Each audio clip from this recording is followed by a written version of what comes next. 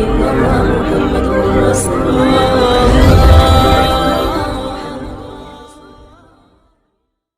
हम देखने और सुनने वाले को अस्सलाम वालेकुम रहमतुल्लाहि व बरकातुहू। दोस्तों, एक इंसान ने अपनी बेटी का कोई ख्याल ना किया, उसको खूब माल पैसा दिया और वो खूबसूरत लड़की फैशनेबल बन गई, हत्ता कि जवानी में उसको मौत आ गई। उस आदमी की बड़ी तमन्ना थी कि बेटी जवानी में जुदा हो गई, मैं उसको कभी ख्वाब में देखूं कि मेरी बेटी किस हाल में है।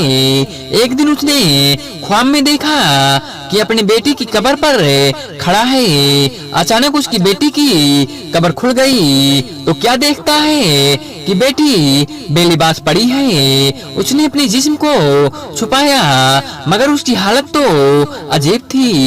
उसका सर बिल्कुल गंजा था और उसकी शक्ल अजीब थी। उसने पूछा, बेटी तेरा क्या हाल है? तो कहने लगी, अब्बू मैं बेपर्दा फिरती थी, जब यहाँ कब्र में आई तो मेरे सर को बहुत बड़ा बना दिया गया। पहाड़ों की तरह मेरा हर बाल बिड़ के दरख्त की तरह बना दिया गया, जिसकी शाखें जमीन में दूर दूर तक फैली होती हैं। फिर फरिश्ते आए, उन्होंने मेरे एक एक बाल को नोचा और जिस तरह बिड़ के दरख्त को खींच ले तो जमीन में गड्ढे पड़ जाते हैं, एक एक बाल नोचने से मेरे सर के अंदर गड्ढे गए, इसलिए मेरे सर की चमड़ी भी चली गई, सिर्फ हड्डी है जो आप देख रहे हैं। उसने कहा, बेटी तुम्हारा चेहरा भी ओ नहीं। लड़की कहने लगी, अब्बू आप देख रहे हैं, आपको मेरे दांत नजर आ रहे हैं, आपको मेरे दांत नजर आ रहे हैं, होठ नहीं है। इसकी वजह ये थी कि मेरे होठों पे सुर्खी लगी हुई थी और मैं इसी तरह उजू करके नमाजें पढ़ लेती थी। फिर फरिश्ते आए, उन्होंने कहा, तुम तहारत की ख्याल नहीं करती थी, तेरा गुस्ल भी नहीं होता था। तो उन्होंने मेरे सुर्खी को ज्यों खींचा, ये सुर्खी चिपक गई थी।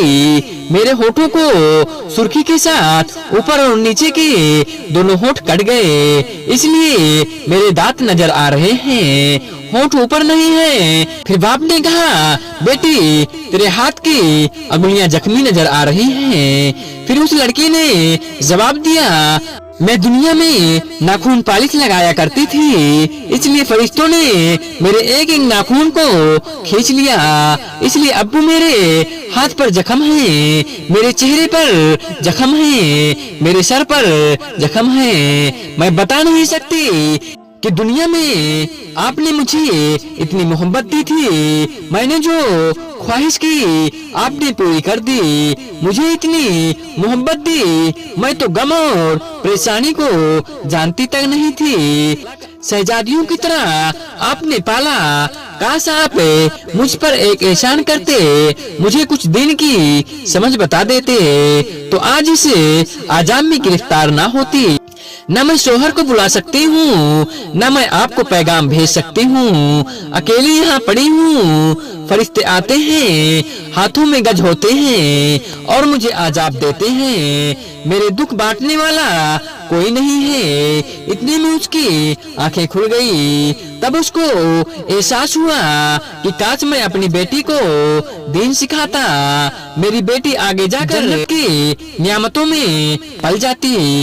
दोस्तों, जिन बेटियों को इतने प्यार मोहब्बत से पालते हैं, अगर उनको हम दीनदार नहीं बनाएंगे, अगर उनको हमें दीनदार नहीं बनाएंगे, ये जहन्नमी फरिश्तों के हाथ में जाएंगी और आजाम में मुब्तला होंगी। उम्मीद करते हैं ये वीडियो आपको पसंद आई होगी। पसंद आए तो दिल से लाइक करके अपने तमाम दोस्तों के साथ शेयर जरूर कर दीजिएगा।